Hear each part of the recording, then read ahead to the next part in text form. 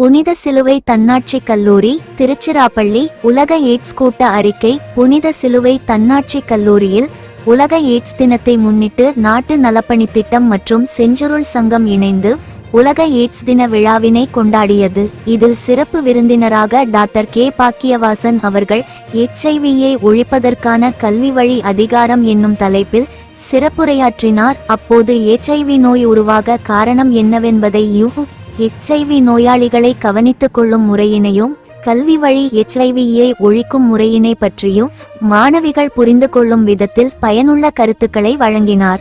கல்லூரியின் முதல்வர் முனைவர் அருட்சகோதரி இசபெல்லா ராஜகுமாரி அவர்களின் தலைமையில் கல்லூரியின் செயலர் முனைவர் அருட்சகோதரி சட்குணா மேரி அவர்களின் முன்னிலையில் இந்நிகழ்வானது இனிதே நடந்தேறியது. கல்லூரியின் நாட்டு நலப்பணி திட்ட ஒருங்கிணைப்பாளர் மற்றும் பொருளாதாரத்துறை பேராசிரியர் முனைவர் பி மெர்லின் கோகிலா அவர்கள் இக்கூட்டத்தினை ஏற்பாடு செய்திருந்தார். இளங்கலை இளம் அறிவியல் முதலாம் ஆண்டு மாணவிகள் இக்கூட்டத்தில் கலந்து கொள்ள செய்திருந்தார். திருச்சிராப்பள்ளியில் இருந்து நிருபர் எல் பாபுவின் அறிக்கை.